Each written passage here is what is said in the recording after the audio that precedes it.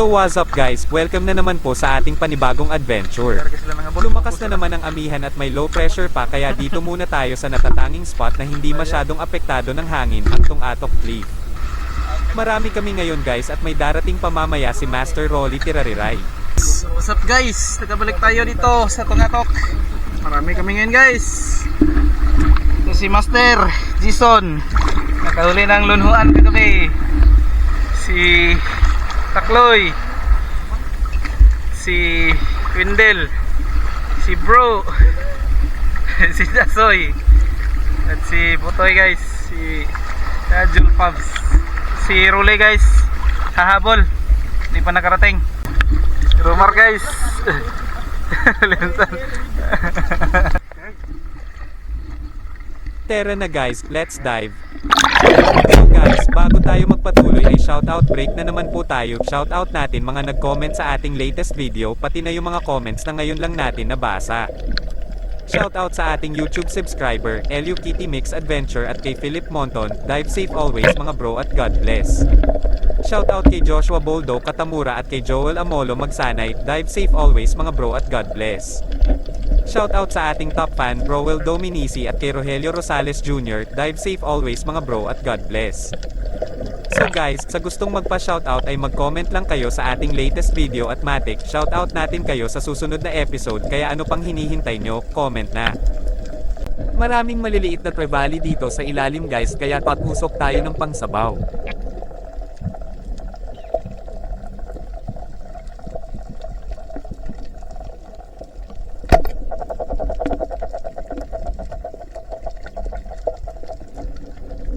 Nakawala pa, malilikot talaga ang isdang to kaya palaging nakakawala, may natusok pala tayong ilang piraso niyan hindi na lang natin binidyo.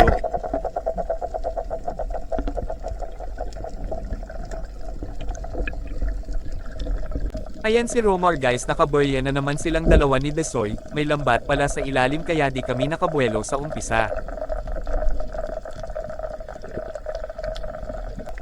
Tinusok na rin natin itong lizard fish pangdagdag para sa ating food treat.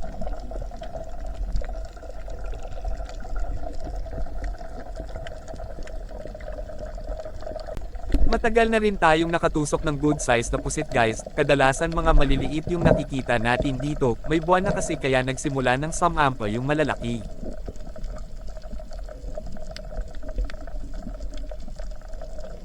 Lumapit tayo kay bro at saktong-sakto may natusok siyang pugat na maitim.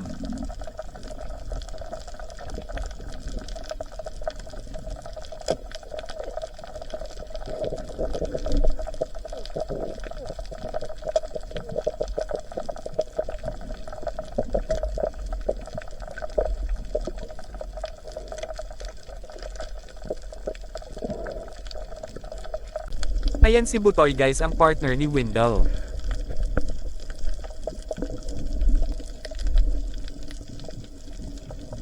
Nanusok tayo ng mga mampaw o baga-baga dito sa tabi para may pang food trip tayo, medyo mag-alaw na kasi ang parteng malalim sa bandang to. And ayun din si Takloy at marami kami dito sa tabi guys at pareho kami ng target, ang mga pulang isda hehe. Sa wakas ay nakatusok na rin tayo ng danggit, marami kasing danggit dito noong nakaraan ang nakawala.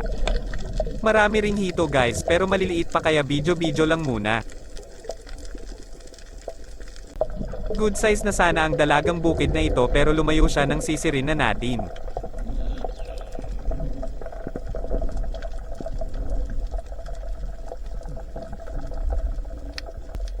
Kaya binalikan natin ang mga maliliit na trevally at nakatusok na naman tayo. Ang likot talaga nila guys kaya palaging nakakawala. Medyo napurol yung shaft natin sa batuhan kaya di na tumalab doon sa dalagang bukid.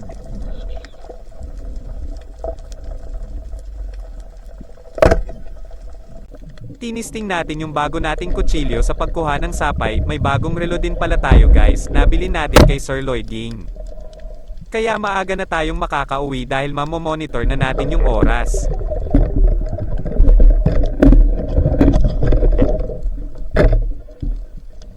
Paahon na tayo kaya tinusok na rin natin itong lionfish, malaki na siya guys kaya masarap na rin ang tinik este laman nito.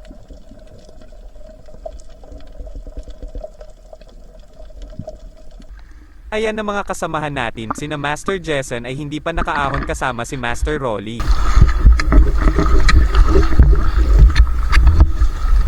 Nanluwa pala ng sapay si Windel at marami siyang nakuha.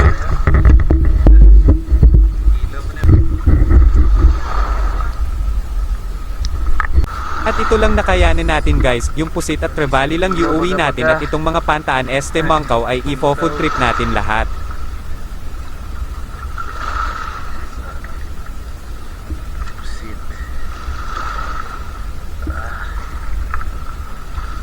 Kay Romar naman, may mga igat at may mole-mole din siya, doon sila dumaan ni Dasoy kanina sa malalim.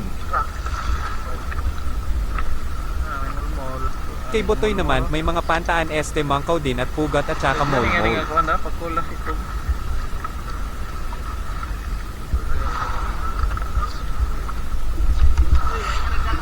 Ito yung natusok ni bro na pugat kanina, may mga swaki din si bro, yan lang nakayanin namin sa amihan at dito lang kami paikot-ikot sa malapit na hindi masyadong apektado ng hangin. At kay Takloy naman may mga red bass din Este Mangkaw, magkatabi lang kami kanina ng hunting ng mga pulang isda hehe. Kay Dasoy naman may surahan at medyo malaking igat, may mga shells din siyang masarap gaton.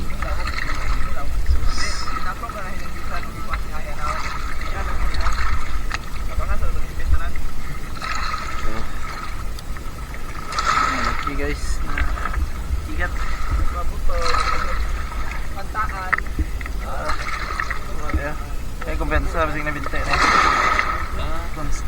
At dito na tayo sa pinakamasarap na part guys, ang ating food trip adventure. Yan yung mga Pantaan natin at Operation Linis na naman ang ating mga kasama, siguradong mapupuno na naman ang kaldero nito.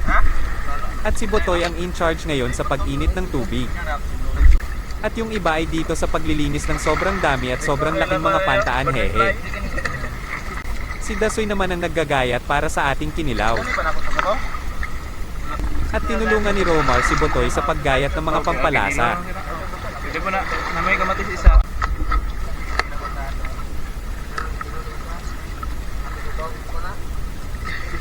Mau pinuhon. Dumpol on. Kasi di tingog mga bato ganyan paminaw tilaw. Kapag tayo. Sila. Nga kabatingan po. Mainit na ang ating tubig guys, kaya ilalagay na ang ating mga sangkap.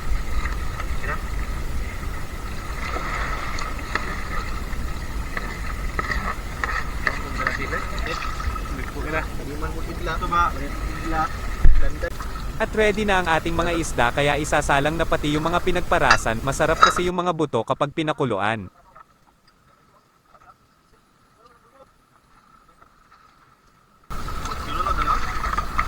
Guys. Daghan isda nga ay sabaw nga na isda o isda nga na sabaw. Isda nga na sabaw. Ah, kira tayo, limo tayo. Sa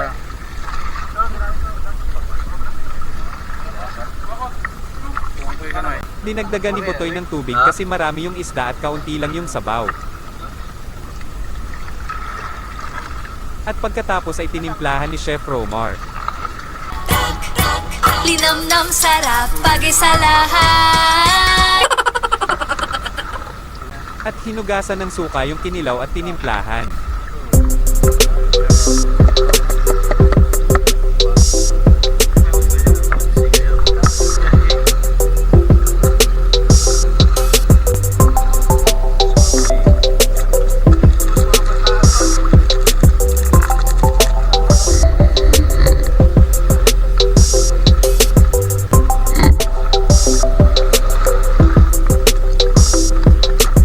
Saktong-sakto andito na ang ating dalawang master, sina Master Jessen at Master Rolly, at yan ang mga isda nila guys, malalaki dahil napakalalim nilang dumaan kahit malakas yung agos.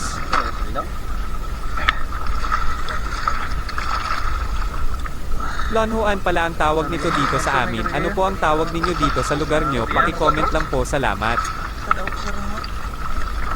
Dalawang Lonhuan naman ang natusok ni Master Rolly, may kasama pala siyang vlogger na taga dito rin po sa isla, Team Albert Vlog, support natin guys. sterole.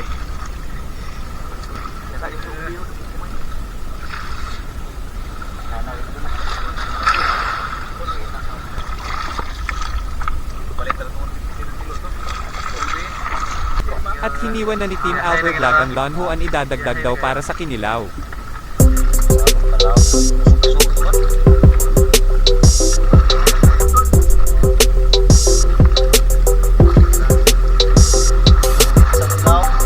Di pa na-itlay yan eh.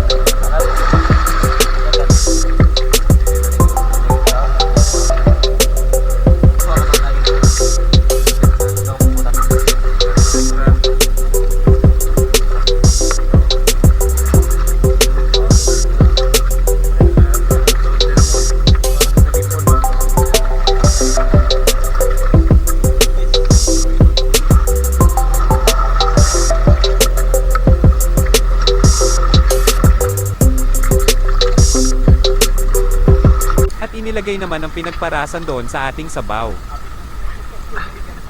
Ewan ko lang kung di pa to sumarap guys, halos isda na lahat naman ng kaldero. Pait. Habang naghahanda pa sila ng lonhuan ay nauna ng umatapi yung mga kasamahan natin para daw hindi kami magsiksikan mamaya at mabigyan ng espasyo yung mga master natin. Tere guys, kain tayo. Okay bro. Ka. Tik. Wala oh. Wala, saan yun? Sila. Usod. May kantaan.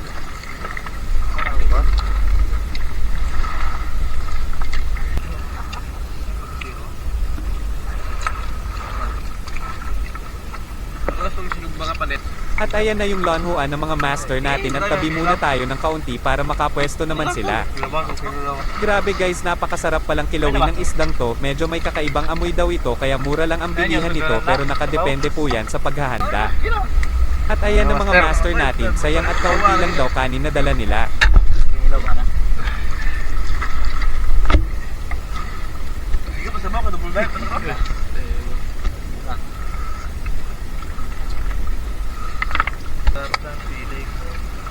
Ako lang yun.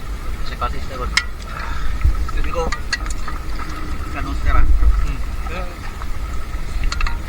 Syempre susulitin natin yung sabaw habang nakababad sa tubig hehe.